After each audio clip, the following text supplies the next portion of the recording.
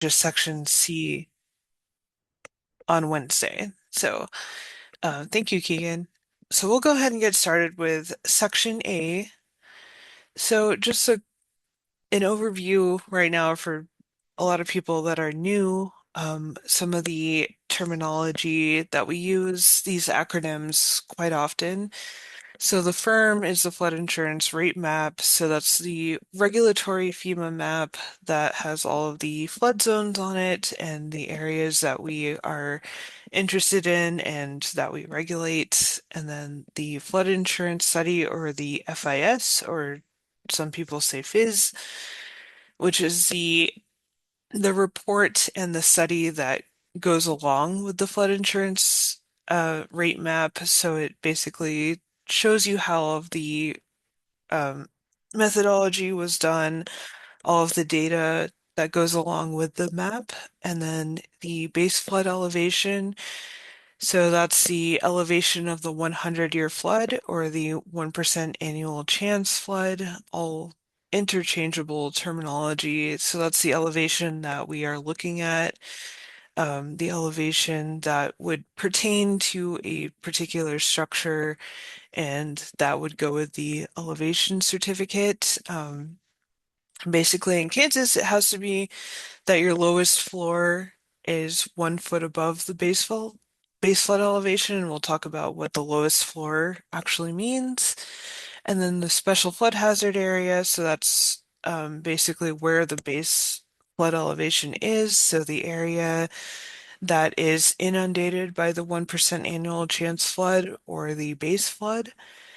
And then the lowest adjacent grade, so that is a characteristic that is documented on the elevation certificate, and we'll probably get more into that in section C, but it is an important element relating to that structure. The highest adjacent grade, not quite as scrutinized, but also an important element that is documented on the elevation certificate. The bottom floor elevation, so that may or may not be the lowest floor, just depending on what kind of foundation we have. But the bottom floor is whatever the lowest floor of that structure is. Again, may or may not be the lowest floor, but the bottom floor is always just whatever the lowest floor is on that, whatever the bottom floor is. And then, as I mentioned, lowest floor elevation, it could be the floor that's above a crawl space. It could be the floor that is over a full story enclosure, just depending on the type of foundation. But the lowest floor elevation is another part of the elevation certificate. And then the first floor height is an insurance term. It's not necessarily related to NFIP regulations, but it's important for insurance. So there's a bit of difference there, and I know it can be confusing, but we'll get into these different situations as we go through the different presentations. So, what is the elevation certificate? This is an official FEMA document that certifies and verifies the elevations of these different structural aspects of a structure that pertain to compliance. So, we have to look at federal, state, and local requirements. And as I said, the lowest floor and the bottom floor might be different, but the lowest floor has to be at least 1 foot above the base flood elevation. And for structures, if you have a certified elevation certificate, it can support you in getting a letter of map change. And so we have different um, trainings on what a letter of map change is and the different types. But basically, if you've had your structure surveyed and you have this document, you can use that to get either a LOMA, which is a letter of map amendment, or a LOMAR F, which is a letter of map revision based on fill. And you wouldn't have to get a different survey. You could use this document to support that application, to get that approved. And so a finished elevation certificate is required for new structures or a structure that has been substantially improved. and has met those substantial improvement requirements, which means that a substantially improved structure, which is 50% or more of the market value, is required to be in compliance with the current regulations and the current base flood elevation. So if someone does substantial improvements, it could require them to fill in the basement because the lowest floor has to be at least 1 foot above the base flood elevation or other requirements. So that's something to watch out for. But this is a required document for those types of structures. And it has to be a finished elevation certificate. So you can use it during construction, and there's an option in there to have it based on drawings or have it based on current construction. But for the purposes of complying with the current ordinance, it has to be a finished elevation certificate, which means the construction is complete. Although those other types of elevation certificates can certainly be helpful while something is under construction. So you see that option there if you do look at the certificate to help you make sure that things are being built in compliance while it's happening, because once something is finished, it's a lot harder to correct it. And so these can only be certified in the state of Kansas by a surveyor or an engineer. Some states allow architects, but Kansas does not. So it has to be a surveyor or an engineer. And this form is not mandated by FEMA, but it's definitely highly recommended. I mean, there's no reason to reinvent the wheel on this. Um, it just has all of the information that would be required by FEMA and by your ordinance for this information, so there's really no reason to not use it. And then once it's certified, it does not expire. I have run into this question before, this misunderstanding that an elevation certificate can expire. It doesn't. Once it's certified, it's good unless there are changes to the structure. And now the form itself does expire. So our current form will expire on November 30th, 2026. And anything certified under that, it doesn't mean it expires on November 30th, 2026. It just means the form expires. So as long as the form is valid when it's certified, it does not expire. When the form expires, it means that we just have to watch out for the next form to come through FEMA. And there is a grace period that we can use it. It's just as long as we use the form while it's still valid. So once the new form comes out in maybe 2026 or whatever the case may be, whenever the new form comes out, then we have to start using that form and certifying things on that new form. So as long as the form is valid when it's certified, then we're okay. But changing the actual structure will invalidate that form. So I hope that makes sense. And so again, we're looking at section A today, and this is the property information. And so just looking at who can complete which sections. So anyone can complete section A, which is the property information, and we'll go through that.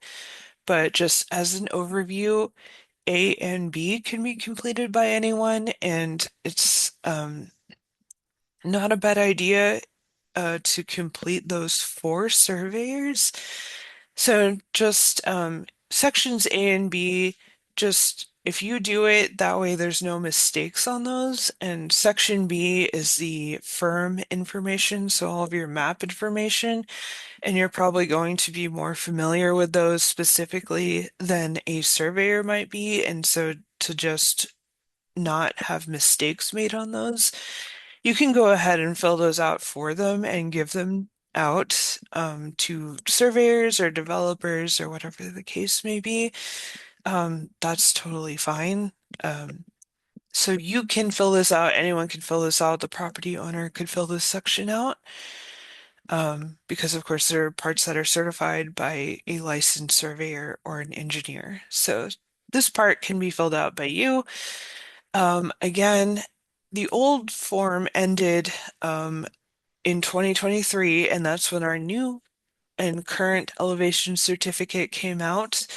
And so, as I mentioned, oh, sorry, not November, June 30th, I think. Well, whatever the expiration date is. Actually, I do have this pulled up. So this is the current form. Um,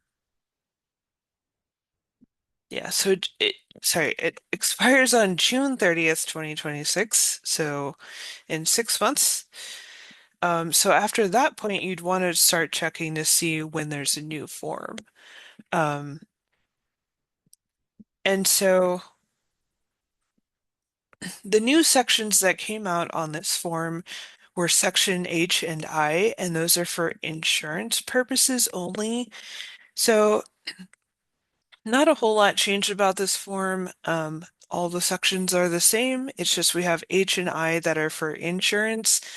And that was to lessen the burden on property owners that they would have to get a survey to be able to get an NFIP flood insurance policy. And so they added these sections so that a property owner could fill it out themselves and just get an insurance policy based on that. They can also submit one of these certified elevation certificates, and then they would base the policy based on whichever policy was most beneficial to that person. And so the elevation certificate, as far as getting a survey and having it certified by a licensed professional, is no longer required for a policy. And as I mentioned, it can be used to benefit the property owner.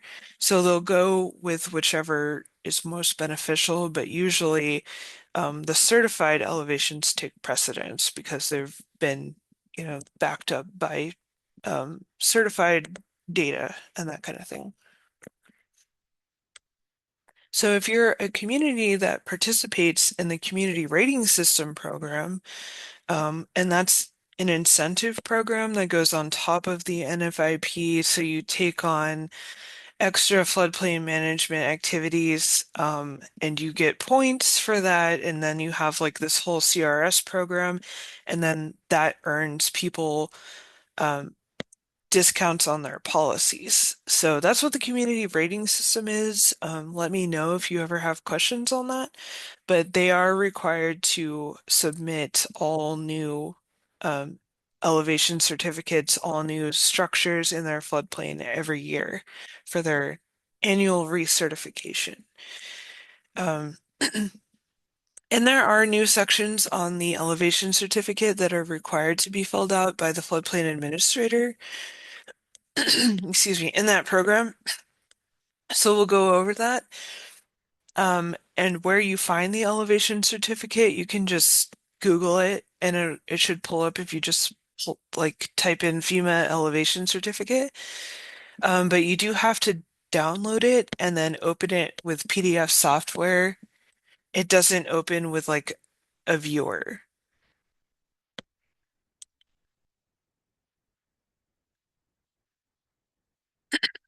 Sorry. So that is the link to it. It should be easy enough to find.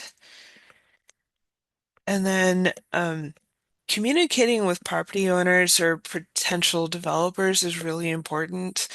Um, I've run across some cases just recently where this type of miscommunication has caused issues and unintentional violations. So talking about what it means, the top of the bottom floor versus a basement, versus the lowest floor. Being very clear in that communication is important to avoid violations. So we had someone who thought they had an improved letter of map change, and they did not. And then they ended up constructing a basement, and that has caused issues. The top of the bottom floor means whatever the bottom floor is. It could be a basement. It could mean the the floor of a crawl space. It could mean the floor of a partial enclosure. Whatever that bottom floor is, like no matter what else, that's the bottom floor. The top of the bottom floor means, those terms, whatever that bottom floor actually is. A basement is below grade on all four sides. That's how FEMA defines it. A basement on all four sides.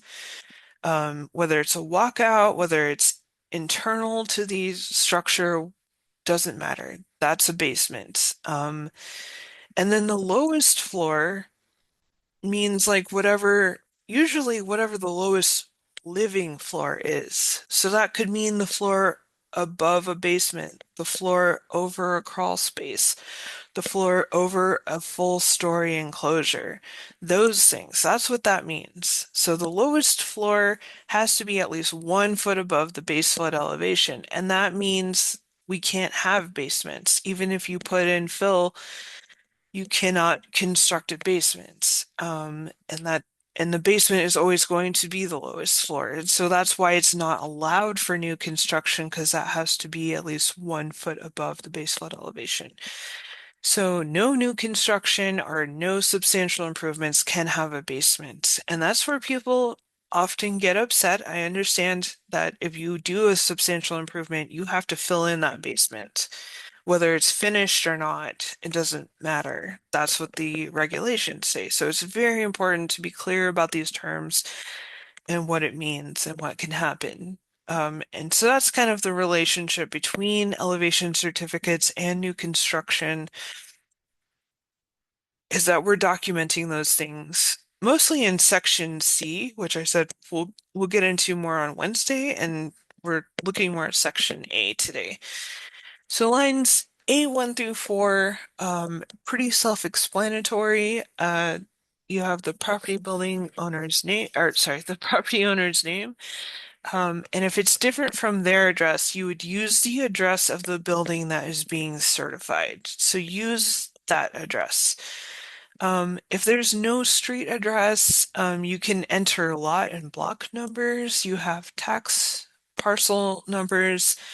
There's a lot of locations that are in unincorporated areas, and it can be kind of harder to get an exact address, but you can use a legal description or an abbreviated location description based on your point of reference. You can use a point of reference and then just describe it based on a map and then attach that map, because I've definitely struggled with unincorporated addresses before.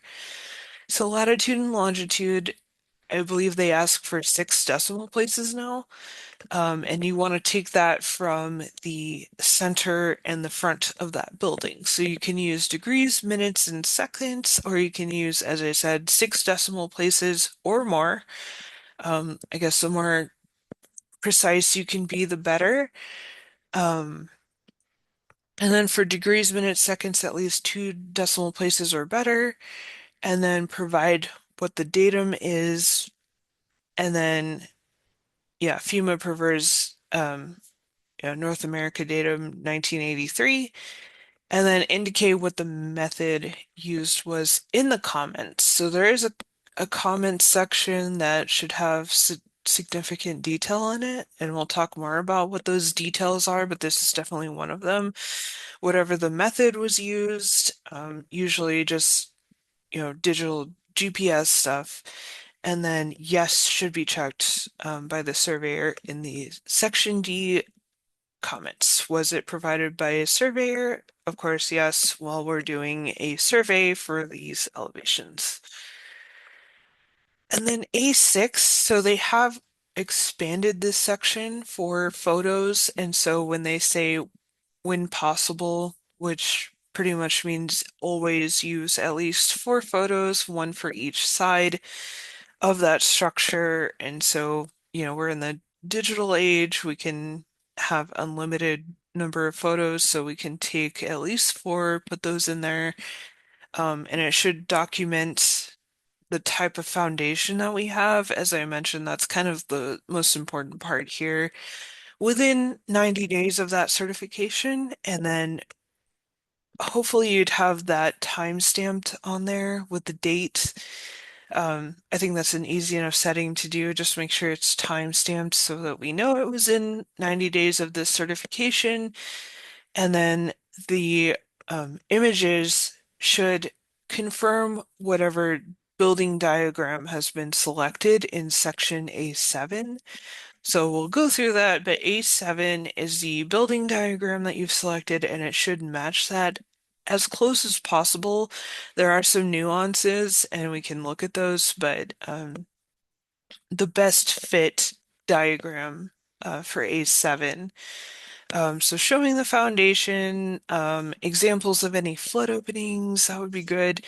Um, of course, it should be easy enough to have it in color, at least 3 by 3 inches. And as a floodplain administrator, you have the right to ask for just any additional clarification, additional photos for those different details, especially for something that could be an anomaly. And then, of course, if it's new construction, you should be doing some in-person inspections and working with the developer just to make sure everything is on par. So line A7, we have a drop-down menu for our building diagram. So we'll look at the different diagrams. And as I said, if it might not be exact, but what is the best fit for that building to select the most appropriate diagram, and the diagram is going to be used for section C, which correlates those different characteristics to the specific elevations for those different parts of the structure. So like top of the bottom floor, the lowest adjacent grade, highest adjacent grade, the next higher floor, those things should make sense with what diagram has been selected. So these are the different diagrams. Some people get intimidated, but it's really not that intimidating. So this one's actually related to insurance. And so diagram 1A is slab on grade, 1B is elevated slab on grade, and then 3 is a split grade. Um, it's a split, but it's still slab on grade. So that's why that first diagram is set that way, and then it corresponds to the H1A and H12 sections. So as I mentioned, this is for insurance, but that's why you see like on the top left side, all of those diagrams are put together because they're all slab on grade technically. And then diagram 5 is elevated on poster piers and there's nothing underneath. So it's elevated on poster piers. You see these a lot in coastal environments. And then diagram 7 on the third side, that's the full story enclosure. So it's like the full first story is just used as a garage. So it's just parking, storage, or building access. There's no living components on that. And then on the bottom left, we have the basement, which is 2A regular basement, 2B walkout basement, and then 4 is a split level like diagram 3, it's a split level, but it has a basement. And so that's why those are grouped together. And then in the middle is, on the bottom is diagram 6. So that's a partial enclosure. So it's like diagram 7, but it's not a full story. It's not a full, it doesn't match the entire living space. It's just a partial enclosure, so it just goes under part of the house. And then that is also used just for parking, storage, or building access. And then diagrams 8 and 9 are both crawl spaces.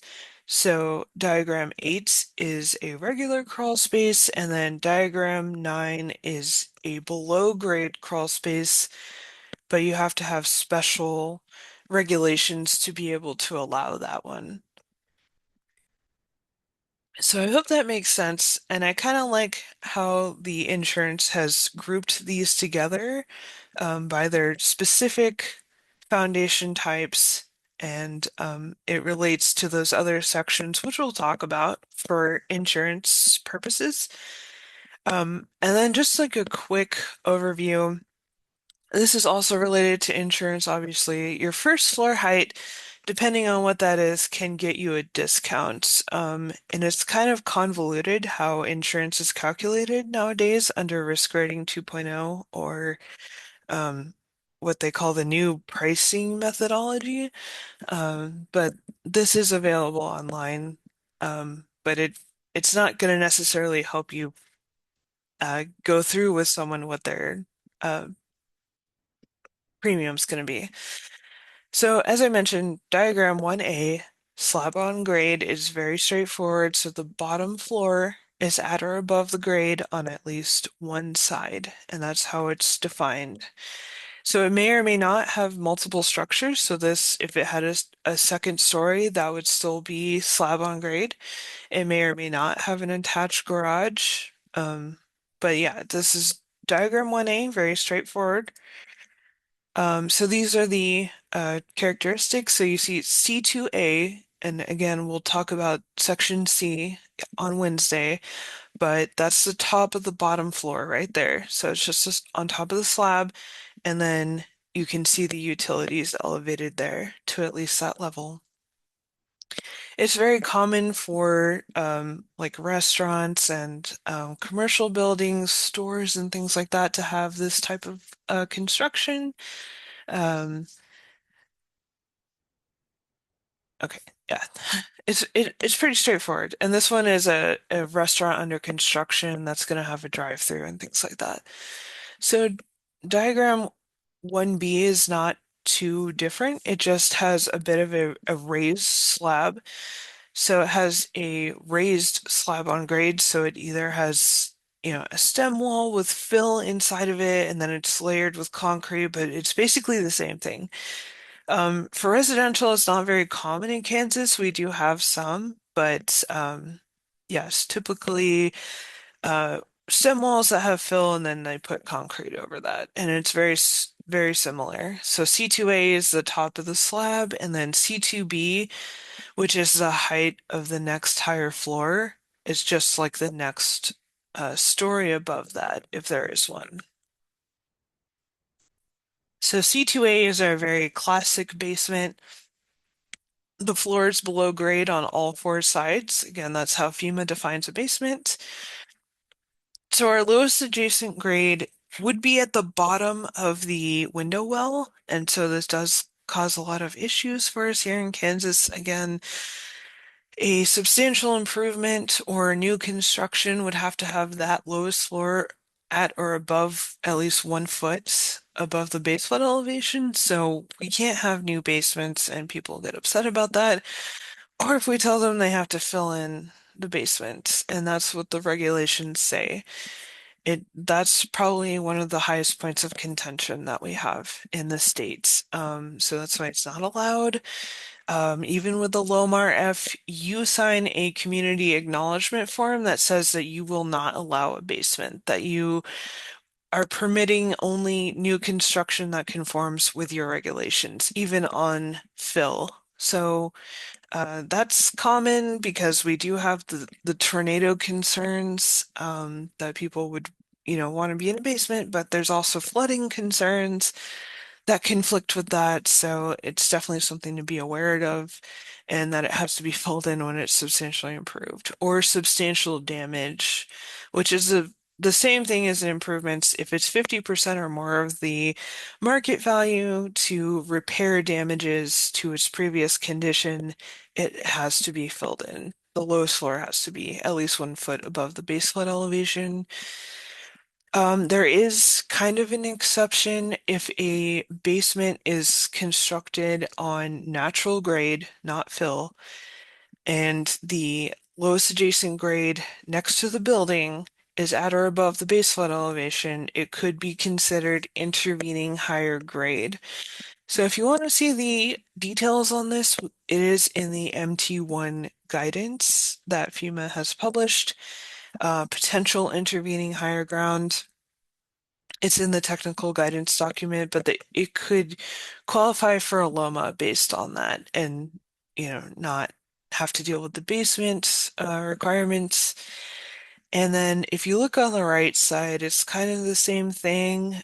We have a loading dock, but if it's on natural grade, it could be considered potential intervening higher ground. However, I have been told by surveyors that FEMA does not like it if it's covered in concrete, even if it is natural. So that's also something to be aware of. But yeah, you can look into that intervening higher grade and when it applies, again, only on natural ground, where they consider that that ground may prevent the water from reaching those lowest adjacent grade areas, which would be the bottom of the window well. Even if the well is covered, that doesn't change what the lowest adjacent grade is, even though people think it might, but it does not. Again, for a loading dock in that same diagram, the lowest adjacent grade is this lowest touching point here, which has been pointed out.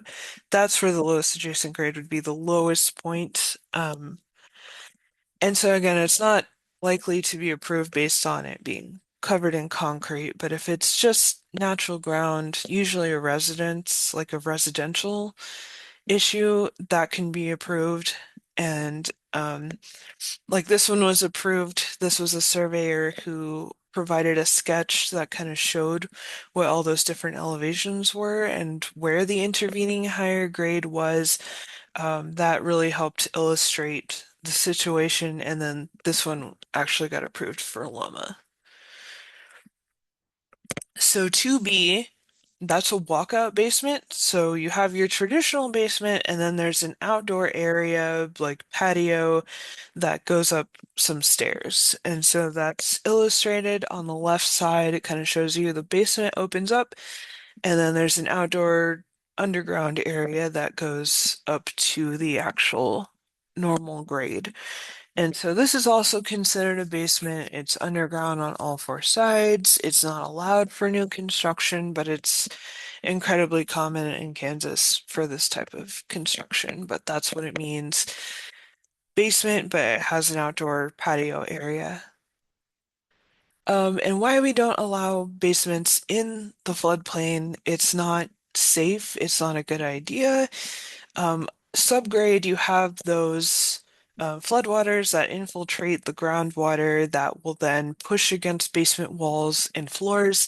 It has the buoyancy element, and so it has caused significant structural damage with basement floors and walls caving in.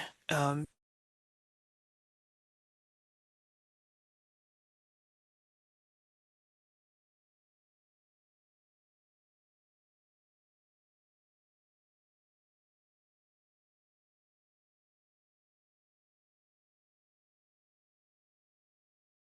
or anything else, and then it will, cause structural damage in that way. Um, so it's not just, Um, Sorry, Cheyenne. I don't know if your mic yes. cut out. Could you repeat the last like 30 seconds? It sounds like there was an audio issue there. Okay, can you hear me now? Does it sound okay? It does sound better now. It seems like there was like a brief cutout. Okay, yeah, my internet's been a little shifty. But what I was saying There's is also just a question in the chat there as well. Uh, okay. Yeah, we can get to that at the end, I guess. I'm kind of lagging behind here. I apologize for the audio issues. Gotcha, no Just worries. Just making sure that we caught yeah, that. thanks. Um, Just basements aren't allowed because they're not structurally sound when the water is infiltrated by floodwaters. And so that pressure will be pushed against the walls, it'll be pushed against the floors, and those can cave in, and that's significant structural damage. The same thing with windows. Those can be infiltrated and then, the water's going to flow in, obviously. And those types of damages, when you have an NFIP policy, it's, an expensive repair. So that's why FEMA doesn't allow them for substantial improvements or repair of substantial damage. We have to fill in that basement and make sure that your structure is actually reasonably safe from flooding, which means 1 foot above the base flood elevation. And then, okay, diagram three is the split level. So you can see here, you go into the front door, and then there's a living space on the right, and then you'll have kind of a landing where you can go either upstairs or downstairs to that garage area or another living space on the top. So if that makes sense, this is still considered a slab on grade. It's at grade on at least three sides. And then this is just one style of construction. Whereas you have diagram four, it's a split level the same way, but it has a basement. So you can see the kind of outline diagram of the below space, or sorry, the below grade area. And so obviously this type would not be approved for the floodplain. No new basements and any substantially damaged basements would have to be filled in. Um, but that's what it means. And you can see in the diagram C2A, the top of the bottom floor is the basement floor. So again, whatever the lowest floor is, regardless of where living space is or anything, the top of the bottom floor would be the basement. And so again, not allowed, but very common in Kansas. Not sure about split levels specifically, but basements are common. So then we have diagram five. So this is a structure that is completely elevated on either piers, posts, or columns.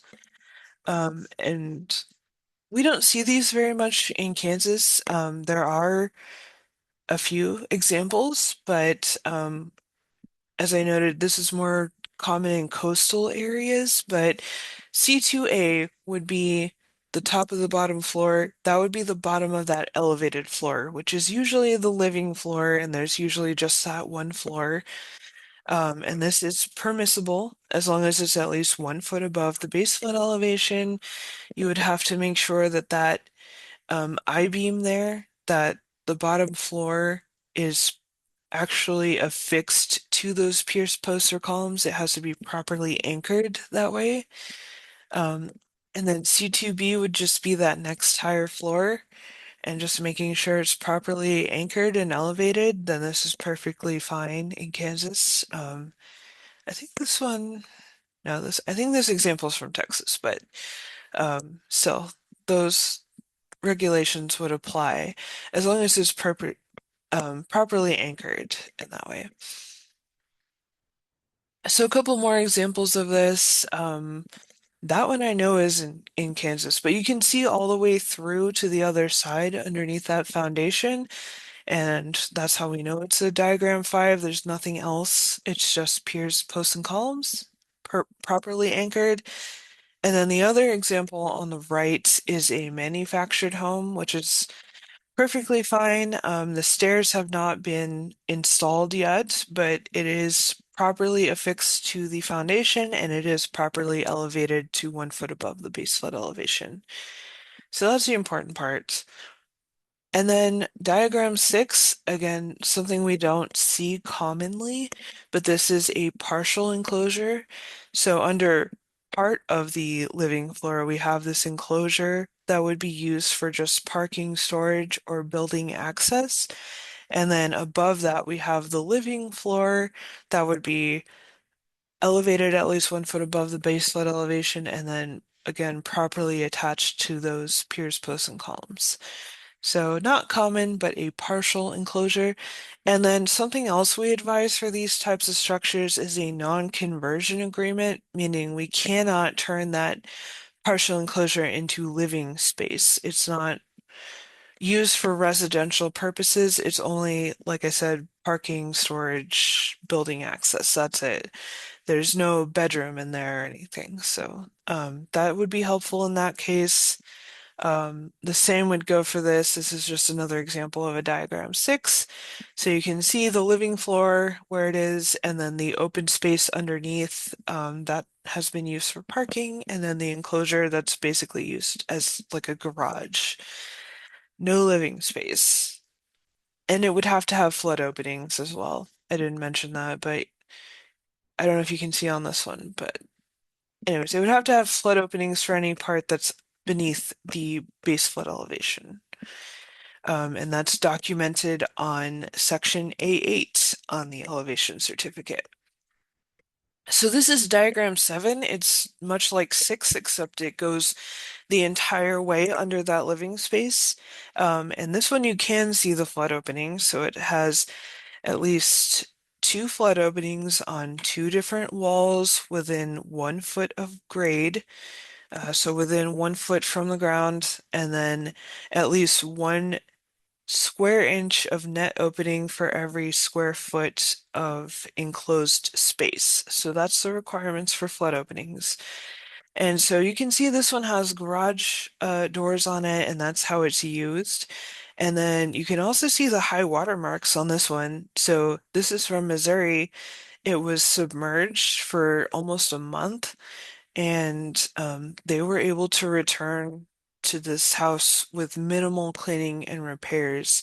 And so that's the purpose of these regulations, that we require that it just be used for storage, parking, and building access, that they were able to return to this house with no damage, just minimal repairs. And so that's the whole purpose of this. And why flood openings are required, because they allow floodwaters to go in and out uninhibited, no human interaction needed. It just works automatically. And I think we'll get into this more. You can have regular openings or engineered openings, whichever, allow for those to meet the regulations, but it protects your structure from having any flood damage from collapse from the pressure of the water, because that is our major concern. It can cause significant structural damage and foundation collapse if you don't have that. So that's the purpose of this. So again, a full story foundation, just a full story under your house that's used as a garage. And that's the basic situation here with diagram 7.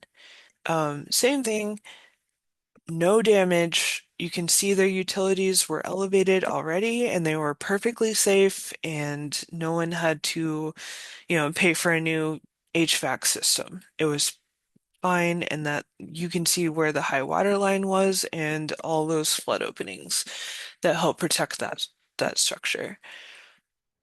Um, Things to look out for. So this is actually not a diagram 7, even though it might look like one. It's not compliant. It is in the floodplain, and that might look like a concrete structure, but it's actually chicken wire with like stucco put over it, and then a manufactured house put over it. And so there's no flood openings. It's not structurally sound. While there is a platform for the utilities to be elevated, I don't know if you can see next to the cars, the HVAC is like on the ground. So there's things to look out for. This is certainly a violation. Like I mentioned, first of all, there's no flood openings.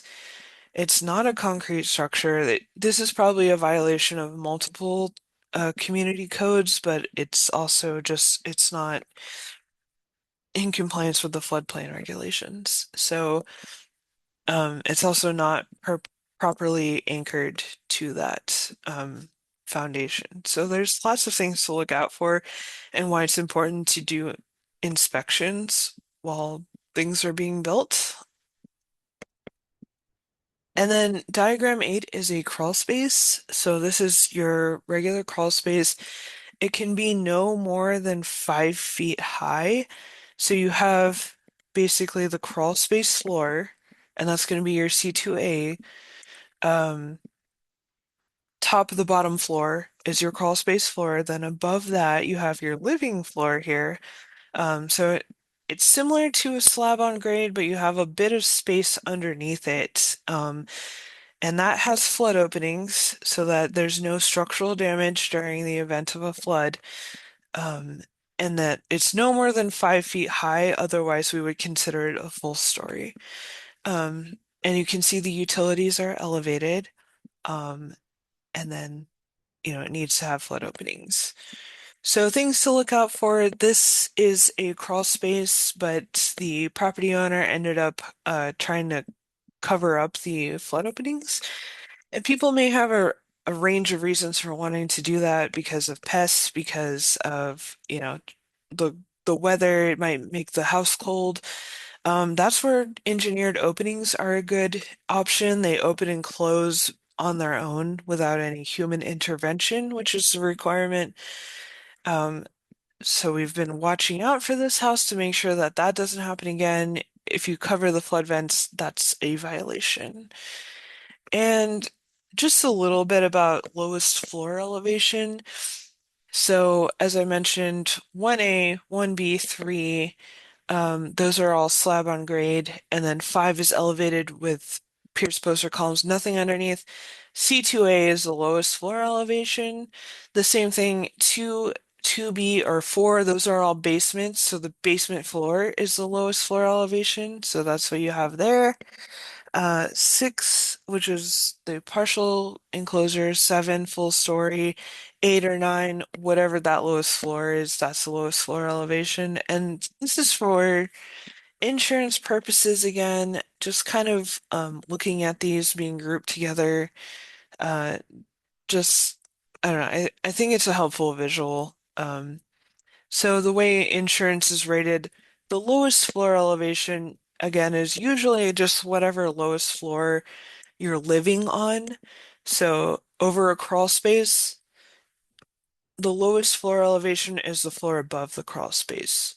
Whereas a basement, the lowest floor is always going to be the basement. So I hope that makes sense. There's been a little bit of departure between floodplain management and insurance, so it's gotten a bit confusing and we're really not sure where that's going at this point, but worth noting.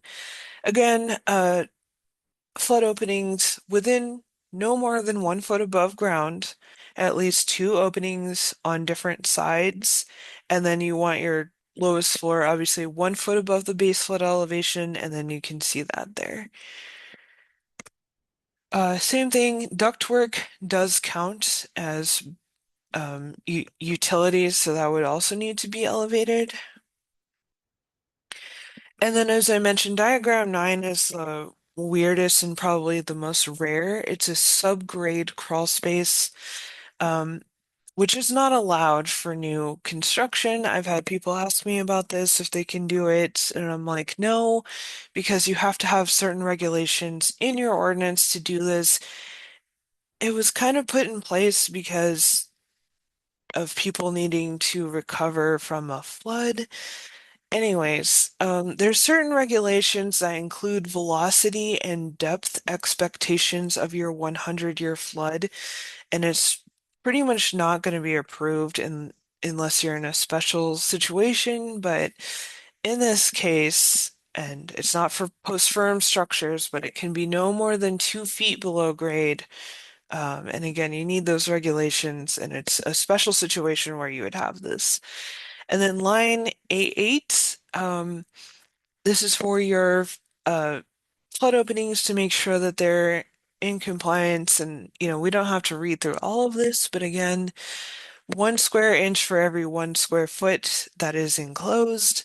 And then they've factored in they factored in engineered openings so that you can either have engineered openings or you can combine them with conventional openings. And so you can have these kind of grates or like louvs or uh, whatever covering over them. They just have to be permanently disabled in the open position. So you can't have any required human intervention and they cannot be closed. They have to be permanently open. And so that's why engineered openings are helpful. They can add more net opening than a traditional conventional opening can.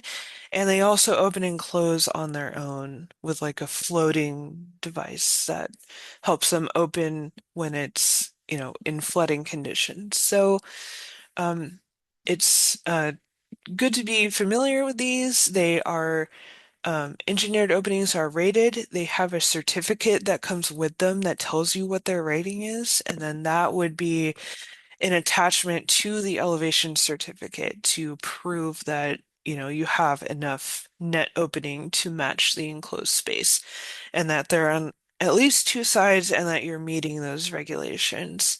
But I think it's pretty straightforward. There's a little bit of a formula that kind of goes with that for surveyors.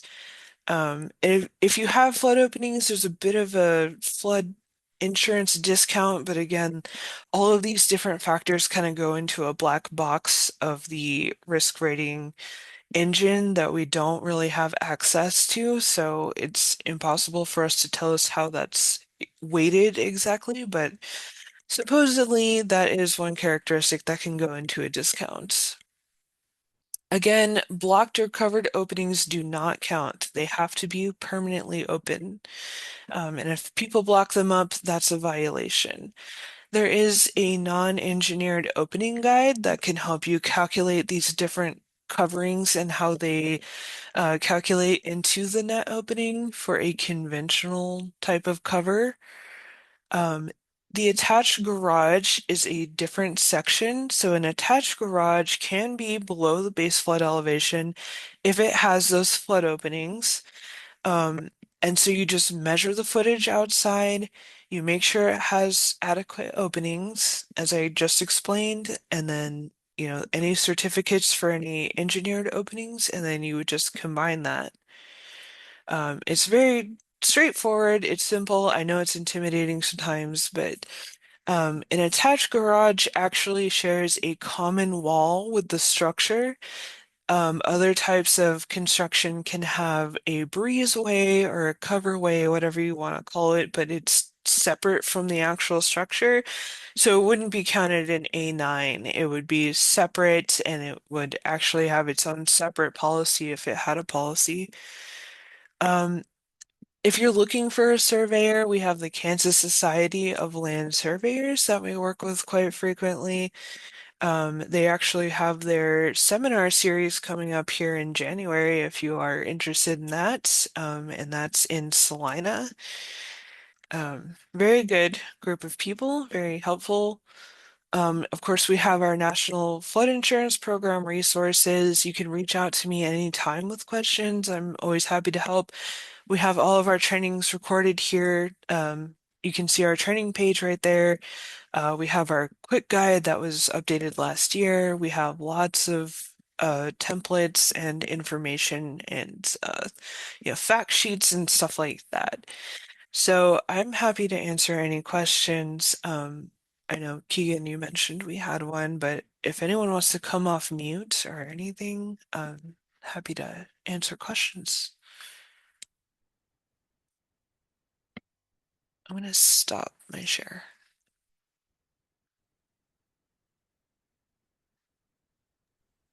It looks like we have two questions in chat now as well. Right. So does fill have to be concrete? I think that's what it's, and or sand. I don't necessarily know. What I know is that it needs to be like a homogeneous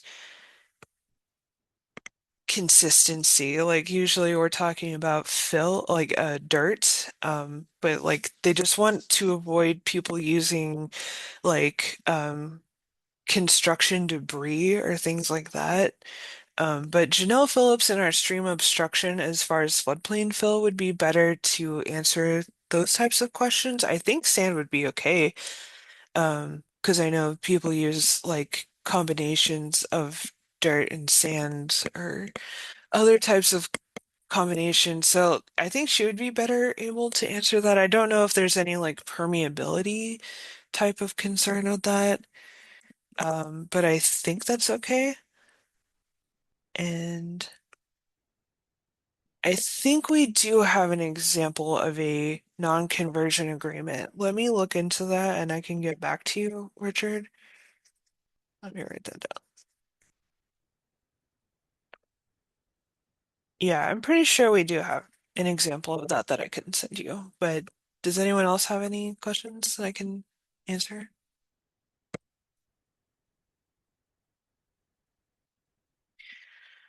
Well, if not, feel free to email me anytime, or if you think of something later on, very happy to help. And I appreciate you all being here. And I hope I see you tomorrow and Wednesday for parts B and C and all the other sections that go in there. But thank you.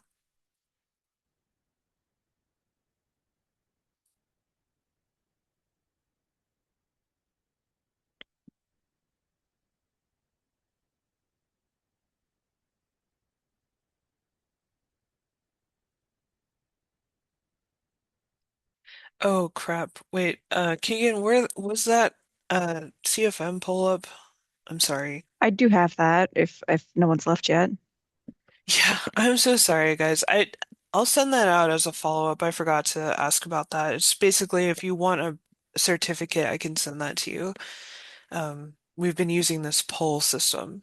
Do you So want me yeah, to if you, launch the poll or do you just want to send that in the follow-up? I guess yeah, sorry. I'll send it in the follow-up. I'm so sorry. Okay. I know some people had already dropped off, so I just kind of forget because it's a more uh yeah, Barbara, that's what we forgot I forgot to ask before people started dropping off, but I will send out that question if people want a certificate. I will definitely get that to you. Sorry, Keegan. It happens. I think you could probably end the recording and stuff.